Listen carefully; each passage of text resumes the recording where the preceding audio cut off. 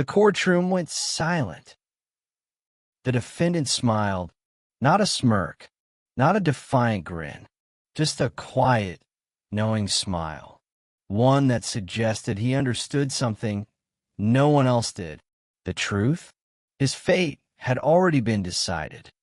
Not by evidence, not by witnesses, not by argument, by the system itself.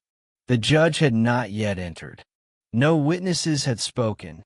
The jury had barely taken their seats. And yet, the verdict felt inevitable.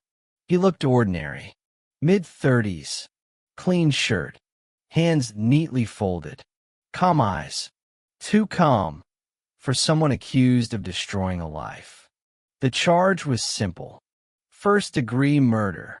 Across the room, the prosecution team radiated confidence. Expensive suits, stacks of files, rehearsed expressions. They believed themselves untouchable. Behind them, the victim's family, tearful, angry, certain that justice would finally take its course. And somewhere behind everyone else, an invisible force rarely wronged. The machinery of a system that preferred certainty over truth. The country had followed the story from the start. A young woman, found dead, in her apartment. No forced entry, no witnesses. But there was one obvious fact. The investigators clung to it. The accused had been the last person to see her alive. A co-worker, quiet, reserved, a man most people barely noticed until now. The prosecution told a story.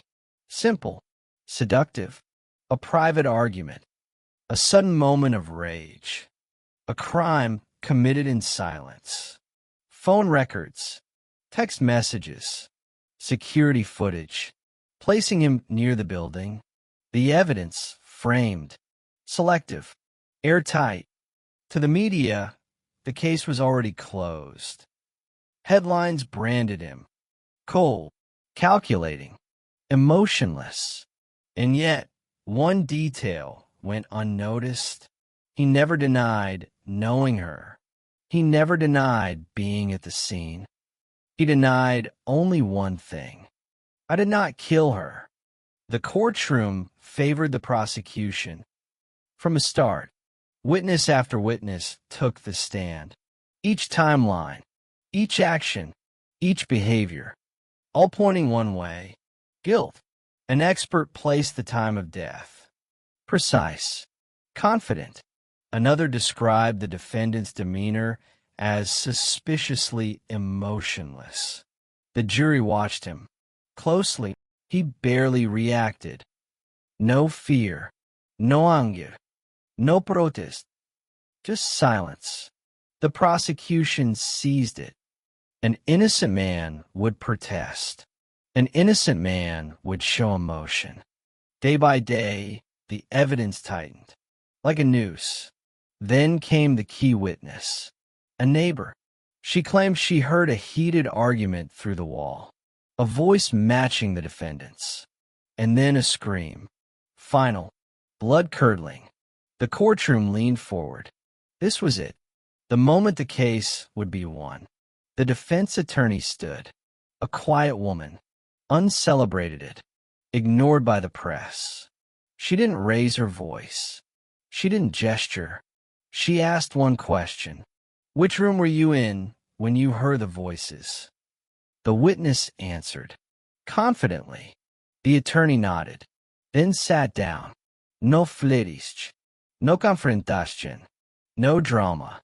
The prosecution smirked. The jury exchanged glances. Confused. It looked like the defense had nothing left. That night, the defendant sat alone in his cell. He knew how these stories ended. Wrong place, wrong time, wrong story. Justice delayed or denied. The next morning, the prosecution unveiled its strongest weapon: digital forensics. A technician took the stand. Calm, Certain. He explained it carefully. The defendant's phone had connected to the apartment's Wi-Fi just minutes before the estimated time of death. A ripple moved through the courtroom. Murmurs, whispers, devastating. The defense objected. Overruled.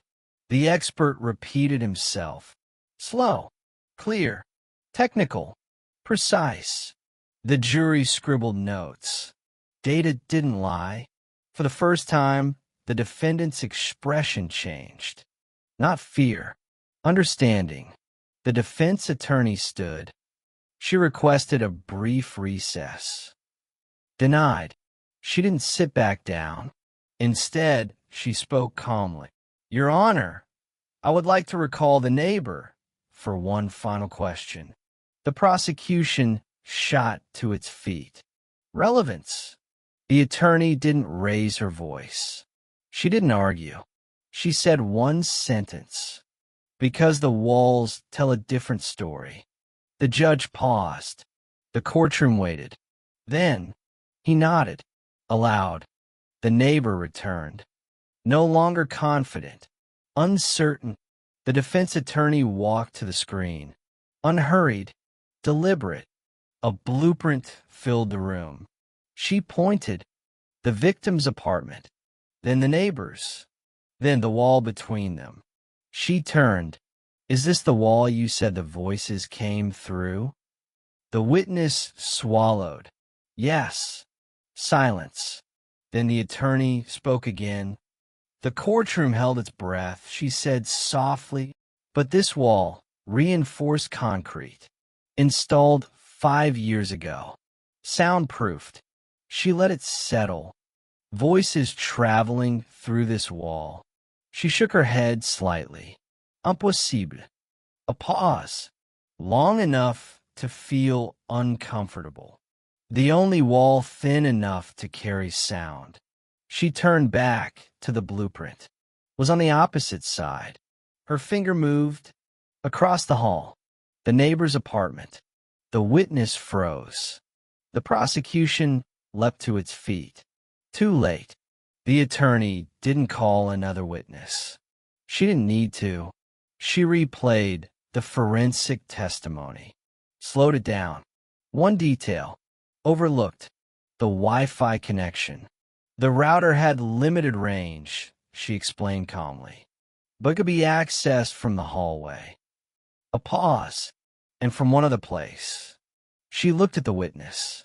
The neighboring apartment. The room erupted. Gasps. Shouting. Flashing cameras. The truth was simple. The defendant never entered the apartment. He panicked. He tried to get help after hearing the scream.